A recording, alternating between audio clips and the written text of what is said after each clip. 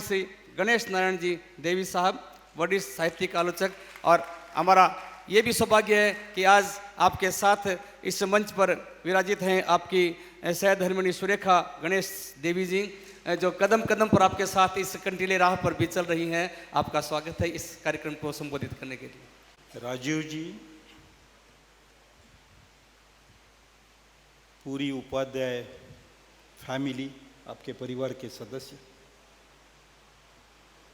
सम्माननीय सेबेस्टियन जी, और जिनका सम्मान होते हुए देखते मुझे आज बहुत खुशी हो रही है, वो मेरे दोस्त श्रीनिवास जैन, मेरी पत्नी सुरेखा, और यहाँ उपस्थित सभी स्त्री पुरुष भाइयों बहनों, आप सब ने मुझे रतनगढ़ में बुलाया और रतनगढ़ के असली रतन चंपालाल जी के नाम से जो पुरस्कार है वो दिया। वो स्वीकारते हुए मैं आपसे बहुत उपकृत हूँ, ये आपके सामने रखना चाहता हूँ। मैं अहमदाबाद से आया, रहता हूँ कर्नाटक में। अहमदाबाद जाने की वजह थी जो राजू जी ने मुझे पूछी नहीं। You will also be interested in knowing कि गांधी जी के बारे में बहुत कुछ लिखा गया है, बहुत सारी उनकी बायोग्राफीज, उनके सभी डॉक्यूमेंट्स साबरमती आर्काइव्स में है, लेकिन कस्तूरबा ने कुछ लिखा था, वो दुनिया के सामने कभी नहीं आया। कस्तूरबा ने गांधी जी को 80 खत लिखे थे और उस 80 खतों का जवाब गांधी जी ने कस्तूरबा को 80 खत लिख के दिया था। वो सब गुजराती में है।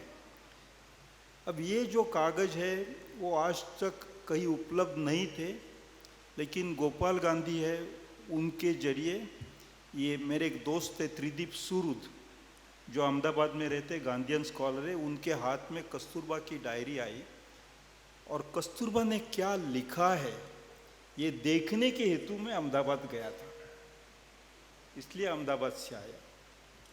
वो जब देख रहे थे कल उनका हैंडराइटिंग और बहनों को मैं, तो कस्तूरबा ने उसमें लिखते समय रोज वो क्या खा रही थी, क्या दवाई गांधी की थी, क्या बच्चों के बारे में, लेकिन शिक्षा के बारे में बहुत कुछ लिखा है।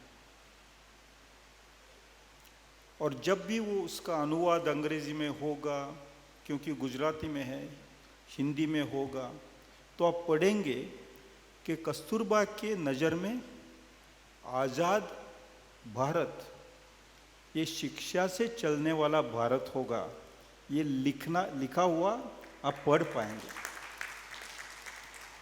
मैं ये सोच रहा था, कल मैं अहमदाबाद में था और ये सोच रहा था कि और साबरमती आश्रम जाने का मन बहुत होता है, लेकिन वहाँ रास्ते रोके साबरमती आश्रम के पास, उसका टूरिस्टिक मॉडर्नाइजेशन हो रहा है। बापू तो सबको माफ़ करते थे, इस चीज़ को भी माफ़ करेंगे ऐसा मैं मानता हूँ, लेकिन मुझे थोड़ा ये माफ़ करने में मुश्किल थी। मैं सोच रहा था कि मार्च के महीने में ही अहमदाबाद से निकल के अप्रैल के आरंभ में दांडी पहुंचे थे वो, तो आज के दिन वो क्या करते होंगे, क्योंकि आपका गांधी विद्या निकेतन है, गांधी जी के प्रेरणा से निकला है। तो मैं सोच रहा था कि गांधी उस समय क्या करते होंगे, आज के दिन क्या करते होंगे। देखा मैंने और ये पता चला कि सविनय कानून भंग का जो रेजोल्यूशन था वो उस शाम 21 मार्च के शाम चलते हैं, वो एक जाम्बूसर नाम के गांव में रुके रात को, और उसका ड्राफ्ट वो फाइनल करते हैं। आज आज के शाम इसी समय, दांडी यात्रा के समय, कल शाम मुझे एक दूसरा समाचार मिला और वो मणिपुर से आया। और मणिपुर के एक वकील ने ये तय किया है कि वो सेंसस को चैलेंज करेंगे। और क्योंकि मणिपुर में सेंसस इस समय जनगणना करना मुश्किल है और बहुत सारे लोग छूट जाएंगे, तो एक एडवोकेट ने तय किया कि वो सुप्रीम कोर्ट जाके सेंसस को चैलेंज करेंगे। क्योंकि मैंने किसी दूसरी वजह से सेंसस को चैलेंज किया है सुप्रीम कोर्ट में, उसकी बात मैं बताऊंगा। तो वो जान के उस एडवोकेट ने मुझे संपर्क करने की कोशिश की। मैंने पूछा कोर्ट से आपको क्या मिलेगा, क्योंकि इन दिनों में कोर्ट से जितना मिलता है उसी को ही हम न्याय कहते हैं। कितना मिलेगा उसका कोई भरोसा नहीं। तो उस दोस्त ने कहा कि अगर कोर्ट से रिलीफ नहीं मिलता तो मैं सविनय कानून भंग करने का सोच रहा हूं। ये दो तीन चीजें एक साथ कल होते हुए मैं ये सोच रहा था कि 100 साल पहले गांधी ने इस देश को जो दिया है वो आज भी इस देश में है, मरा नहीं है।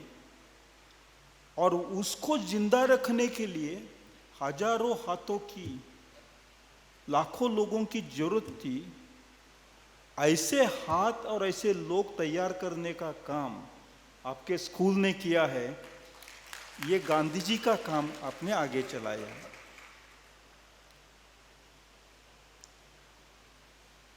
मैं ये भी देख रहा था, आज कैंपस में गया तो मुझे मेमोरी या स्मृति विषय में खास इंटरेस्ट है, बहुत दिलचस्पी है। उसका मैं अभ्यास करता रहा हूँ। किस चंपालाल जी की स्मृति किस किस रूप में आपने रखी है। मैंने देखा उस कैंपस पे चंपा के बहुत पेड़ है और उसके बहुत फूल खिल रहे, आपने देखे? Lovely trees there. अभी वो बड़े हो रहे हैं। इस देश को कोई मार नहीं सकता। This is truly a great country. और ये केवल कहने के लिए मैं नहीं कहता हूं, क्योंकि मैं खास नेशनलिस्ट नहीं हूं। मुझे दुनिया के सभी देश प्रिय है और सभी इंसान प्रिय है। और टैगोर, रविन्द्रनाथ, गांधी और अरबिंदो घोष, जो तीनों 20वीं सदी के आरंभ में आज़ादी के लड़त पे सबसे आगे थे, ये तीनों ने आज़ादी मिलने के पहले ही कहा था कि नेशनलिज्म अगर बढ़ जाएगा, नेशनलिज्म, राष्ट्रवाद अगर पागल बनेगा तो इंसानियत के खिलाफ वो चीज चली जाएगी।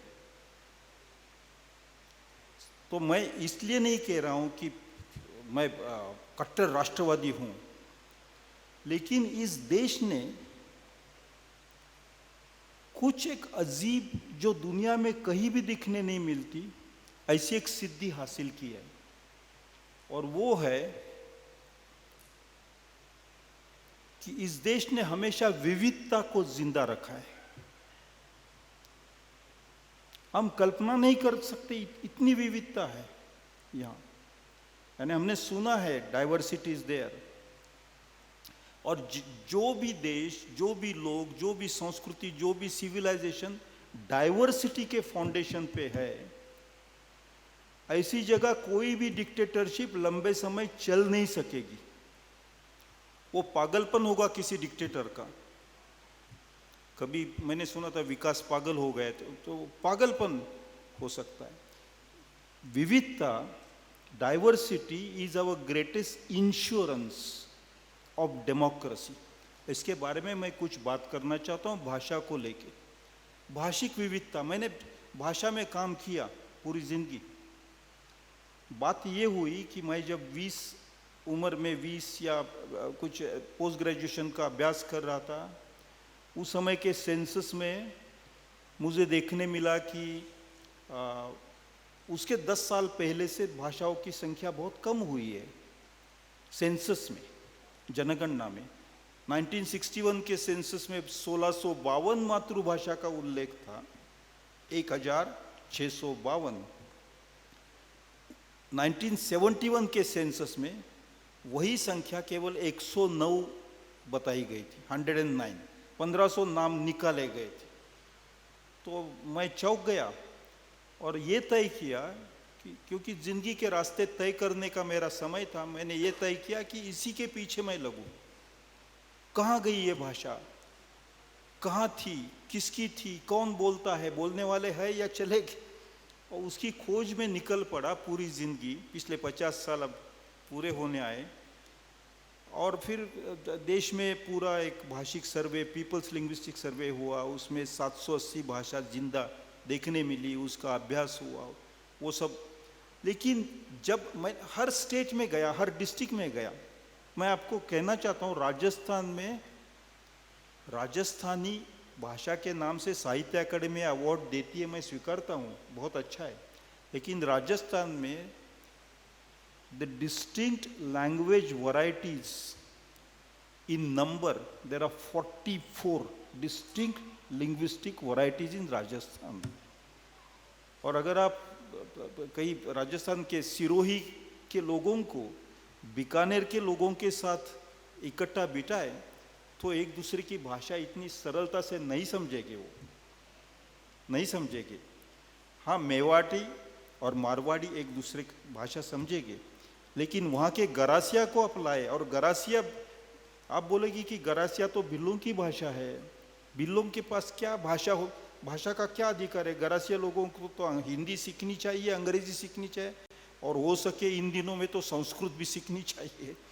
लेकिन आपको आश्चर्य होगा जान के, गरासिया भिल्ली में 4 महाकाव्य है, एपिक्स, जो अंग्रेजी का यहाँ पढ़ाते हैं उनको पता होगा कि अंग्रेजी में मिल्टन ने 2 एपिक्स लिखे, paradise lost, paradise regain. Garasia में 4, एक पूरा महाभारत है गरासिया भिल्ली में, जो राजस्थान में ओरल महाभारत आज भी जिंदा। कहीं देश में देखना हो तो राजस्थान में जाना पड़ेगा, आपके राज्य में जाना पड़ेगा। पूरा महीना चलाते हैं, और उनकी कहानी भी अलग है। ये जो भंडारकर इंस्टीट्यूट के महाभारत से बहुत अलग है उनकी कहानी। खैर, मैं उसमें नहीं उतरता। ये कहना चाहता था कि हमारे देश में भाषाओं के 3 आधिपत्य आए, हेगेमनी या हेजेमनी, आधिपत्य ठोक के ऊपर से बिठाई गई। सबसे पहले Sanskrit, that is 1500 years before Christ, वो आग पहुंची सेंट्रल इंडिया से, सेंट्रल एशिया से। एक तरफ वो पश्चिम के तरफ गई तो वो इंडो ईरानियन बनी, हमारे यहाँ आई तो इंडो आर्यन बनी। उसने बहुत कुछ दिया हमें। संस्कृत ने जितना दिया, संस्कृत बड़ी उदार भाषा है, वो देती रही, हमने स्वीकारा। संस्कृत बड़ी मैत्री की भाषा भी थी। संस्कृत ने यहाँ से प्राकृत के पास से, द्रविड़िक भाषा के पास से बहुत कुछ लिया। मैं आपको एक उदाहरण देता हूँ ये समझाने के लिए। अगर आपको ऋषि शब्द का स्पेलिंग अंग्रेजी में करना हो तो आप RISHI करेंगे। आप संस्कृत शब्द अंग्रेजी रोमन लिपि में लिखना चाहते हो तो आप IT संस्कृत लिखते हैं। महाराष्ट्र में जब आप जाते तो UT करते हैं, संस्कृत करते हैं, ऋषि करते हैं। ये जो र है ना, उसे वोकैलिक R कहते हैं लिंग्विस्टिक्स में। ये इस देश ने इंडो आर्यन भाषा को दी हुई देन है। We gave it to Sanskrit. यहाँ बहुत सारी भाषाएं थी उसके पहले, लोग बोलते थे, क्योंकि जेनेटिक्स में अगर हम जाए तो लगभग 65,000 years before our time out of Africa people came here. They spread over many parts of the country. They made small groups. Anthropology में बोला जाता है कि उनके camps बने, जत्थे बने, तांडा जिसे कहते हैं ऐसे बने, वहाँ वो रहने लगे. बाद में खेती आई, उसके बाद इंडस सिविलाइजेशन आई. इंडस सिविलाइजेशन पूरी हो गई, ख़त्म हो गई. उसके लगभग 600 साल बाद संस्कृत का स्पर्श, इंडिक का स्पर्श यहाँ हुआ. संस्कृत ने हमें बहुत कुछ दिया, लेकिन हमारी अपनी भाषाएं जिंदा रही. सभी प्राकृत, अपभ्रंश, संस्कृत और प्राकृत का मिलाप होकर अपभ्रंश, लेकिन जो प्राकृत थी, महाराष्ट्री प्राकृत, शौरसेनी प्राकृत, बंगाल के तरफ की या पश्चिम के यानी महाराष्ट्र गुजरात के तरफ की, जिंदा रही. उसके बाद पर्शियन आई यहाँ. पर्शियन ने भी हेगेमनी चलाई, लेकिन पर्शियन ने हमें बहुत कुछ दिया, प्यार दिया. सूफीज़म, राजस्थान में ही सूफी सेंट का सबसे बड़ा स्मारक है अजमेर के नज़दीक, अजमेर में. पर्शियन ने हमें बहुत कुछ दिया. अंग्रेजी यहाँ आई, अंग्रेजी भी इम्पोज की गई. 19वीं सदी में पर्शियन पे पाबंदी लगाई गई. Bye act of government Persian was stopped from being taught in schools. उसकी जगह अंग्रेजी आई. अंग्रेजी ने हमें बहुत कुछ दिया, लेकिन हमारी अपनी जुबानें चलती रही. जब पीपल्स लिंग्विस्टिक सर्वे पूरा हुआ, 3000 लोग उसमें इन्वॉल्व थे. मैं हर स्टेट में घूमा, 780 जिंदा भाषाएं. उसमें संस्कृत की बात नहीं है, पर्शियन की बात नहीं है, अंग्रेजी की बात नहीं है. अब ये सब बैकग्राउंड मैंने इसलिए बताई कि इन दिनों में mister Sebastian spoke about the loss of democracy. भाषा को लेके इन दिनों में एक बहुत भयानक प्रकार खड़ा किया गया है. दिल्ली के आरएसएस के ऑफिस में एक नई संस्था निकाली जिसका नाम है भारतीय भाषा परिवार. आमतौर पे आप सब जानते हैं कि हमारे देश में अलग अलग भाषा परिवार रहे. इंडो आर्यन भाषा परिवार रहा, द्रविडिक भाषा परिवार है, टिबेटो बर्मन है, सीनो टिबेटन है, ऑस्ट्रो एशियाटिक भाषा परिवार है, अलग अलग भाषा परिवार है. और वो है इसलिए, वो विविधता है इसलिए हम भारतीय है. Because of our diversity, because of our many languages, many cultures, we are Indians. इस ऑफिस में 2017 के बाद एक रिपोर्ट वहाँ दाखिल किया गया था और उसके आधार पे एक नया रिसर्च, उसे रिसर्च कहा गया है, सामने लाया गया. वो 3 वॉल्यूम्स में पब्लिश हुआ है. नेशनल बुक ट्रस्ट ने उसे पब्लिश किया और उस रिसर्च में ये दिखाया गया है कि भारत की, हिंदुस्तान की सभी भाषाएं एक ही परिवार की है और उसके जड़ें केवल संस्कृत में है. अब उससे आगे जाके बहुत ही historically wrong, scientifically wrong, completely wrong theory is being impose. उसके आगे जाके ये भी कह रहे थे कि इंडस वैली सिविलाइजेशन में भी संस्कृत बोली जाती थी. वहाँ की स्क्रिप्ट का एनालिसिस अभी तक पूरा हुआ नहीं है. That's the fact and I can challenge anybody in the world to prove कि इंडस वैली स्क्रिप्ट का पूरा एनालिसिस हाथ में आया है, नहीं आया है. लेकिन ये एक मेथड, साइकोलॉजिकल मेथड कि we are a civilization, we are a unified civilization, और इसके बाहर के जो है उनको निकाला जाए. मेरे दोस्त जैन ने, श्रीनिवास जैन ने बताया कि घुसपैठिया बाहर से लोग आए हैं. ये दिमाग में बिठाया जा रहा है, पॉइजन, बहुत बड़ा पॉइजन. और उसके लिए ये civil India is civilizational state ऐसा स्टेटमेंट किया जाता है, हमें बहुत बहुत बार अच्छा भी लगता है। उसके पीछे क्या है समझिए, और उसके पीछे क्या है मैं ब्रीफ में स्टेट करता हूं, अगर मैं 5 मिनट और ले लूं तो। हम 2026 में है, 100 साल पहले 1923 में, यानी 103 साल पहले, द इसेंशियल्स ऑफ हिंदुत्व नाम का आलेख सावरकर ने लिखा। उसी साल उनके दोस्त जो वकील थे, डॉक्टर भी थे, बैरिस्टर भी थे, मुंजे नाम है उनका, वो इटली में गए थे और वहाँ मुसोलिनी असेंडेंसी पे था। उन्होंने मुसोलिनी के ब्लैक शर्ट्स, यानी जो ब्लैक शर्ट्स यानी ऑफिशियल आर्मी नहीं, अनऑफिशियल आर्मी, इनफॉर्मल आर्मी, रास्ते पे जो गैंग्स होते हैं ना, उसको इकट्ठा करके पॉलिटिकल फोर्स बनाया, आर्मी फोर्स बनाया। बहुत इम्प्रेस होके वापिस आए और मुंजे ने उनका एक चेला था जिनका नाम हेडगेवार, उनको बताया कि आप आरएसएस निकालिए। उनको भी ऐसा यूनिफॉर्म पहन के डंडा लेके घूमने का वो सब ट्रेनिंग दे दीजिए, कसरत करवाइए। सावरकर, मुंजे और हेडगेवार 1923, 1925 ये 3 साल में, बाद में जाके मुंजे वॉज हेडिंग हिंदू महासभा और उनकी टर्म पूरी हुई तो उन्होंने हैंड ओवर किया 1933 में सावरकर को। तो ये 3 की एक सोच थी, और वो सोच ये थी, सावरकर के इसेंशियल्स ऑफ हिंदुत्व के 2nd पैराग्राफ में उन्होंने लिखा है, जिसकी पितृभूमि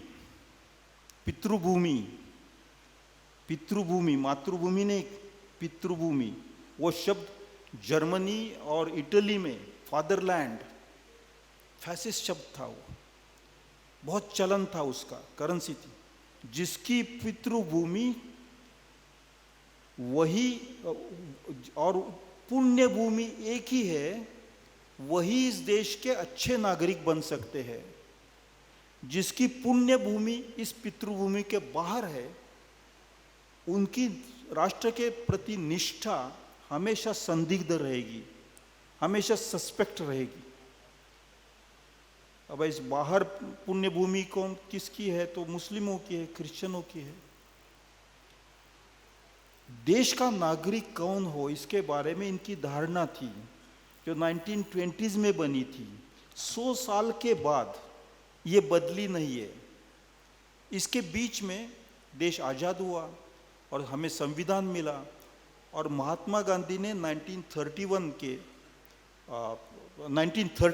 के उनकी रेजोल्यूशन था, उसमें fundamental rights, Karachi resolution, fundamental rights क्या होंगे उसकी डेफिनेशन दी थी।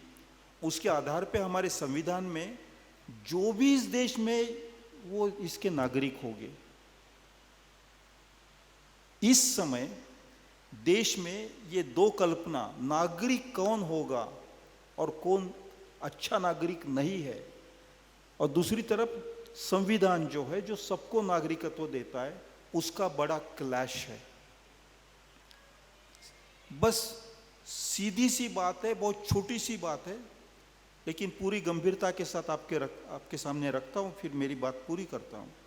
SIR जो हुआ, SIR was only for excluding people, जो कॉन्स्टिट्यूशनल भी नहीं है।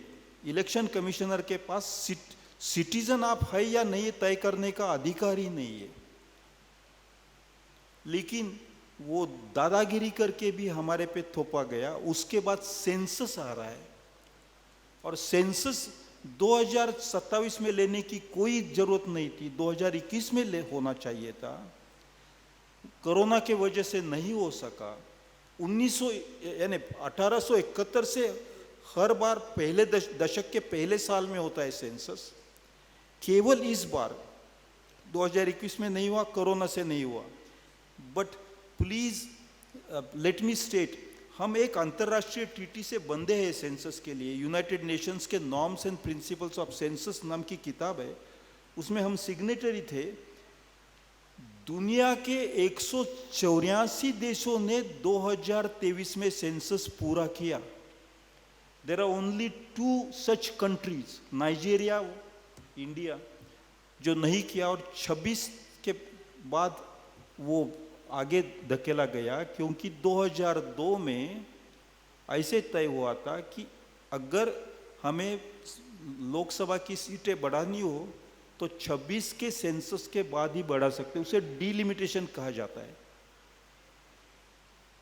केवल डिलिमिटेशन करने के हेतु से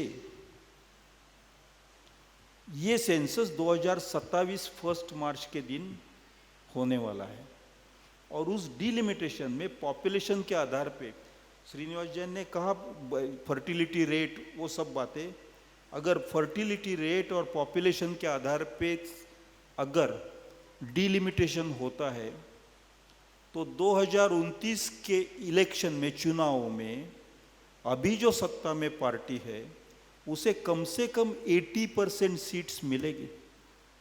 डिलिमिटेशन में केवल संख्या बढ़ती नहीं है, उसका जो क्षेत्र है उसका विभाजन होता है कॉन्स्टिट्यूंसी का, और आसाम में उन्होंने पूरा किया है। वही चीज केरल में करेंगे, मुस्लिम लोगों को बाहर फेंकेंगे। आई एम ट्राइंग टू से कि आने वाले 30 या 40 महीनों के अंदर ये 2 जो विजन्स है, इस देश का नागरिक कौन होगा, ये किन नागरिकों का देश है। एक विजन है कॉन्स्टिट्यूशन की, और दूसरी है केवल वही देशनिष्ठ नागरिक जिनका धर्म भी यहाँ पैदा हुआ। इसका टकराव है, बड़ा टकराव है, आने वाले 2-3 साल में होगा। मैं मानता हूँ कि ऐसे में हर किसी को केवल 2 आँख से नहीं, लेकिन हजारों आँख से समाज और देश के तरफ देखना पड़ेगा। और ये जो देखना है वो कला, आप इतने छोटे शहर में, मैं इसे छोटा शहर कहता हूँ तो मुझे शर्म आती है, असलियत में बड़े बड़े शहरों में भी ऐसे स्कूल्स नहीं है। अगर स्कूल के हिसाब से तय करना पड़े तो अपना रतनगढ़ बहुत बड़ा शहर है। श्रीनिवास जैन मुझे कहते थे दिल्ली में भी, मैं भी ऐसे ही छोटे गांव में पैदा हुआ था महाराष्ट्र में, लेकिन मेरे लिए ऐसा स्कूल नहीं था। किसी झोपड़े के अंदर ही बैठ के मुझे पढ़ाई करनी पड़ी थी। You are very fortunate. और आपने 100 हजार आँख के साथ लोगों को, आपके विद्यार्थियों को, शिक्षकों को दुनिया की तरफ देखने का जो मौका दिया है, उसके लिए हम आपके आभार जितने व्यक्त करें वो कम है।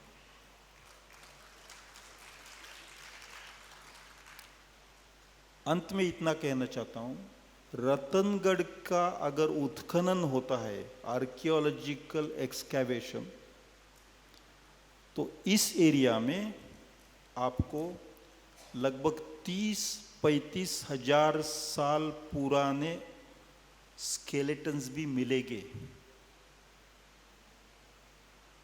It's no joke, I am serious.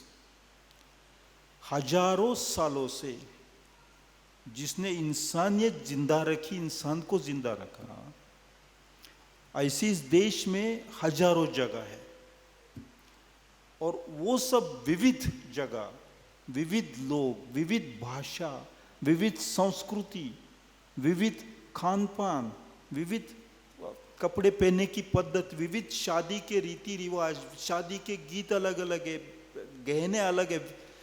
The great diversity makes us India, and that great diversity is the insurance of our democracy, and our democracy is a thing of pride for us.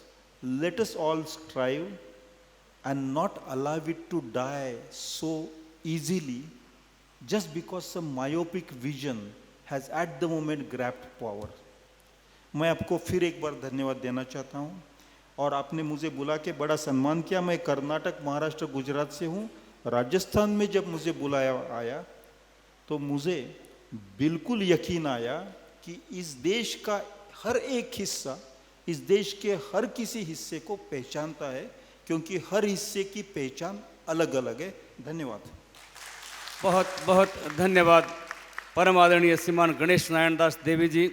विविध वर्णी देश में हमारी किस प्रकार की सोच और कैसे हम आगे बढ़ें, ये भाव आपने प्रस्फुटित यहाँ किए।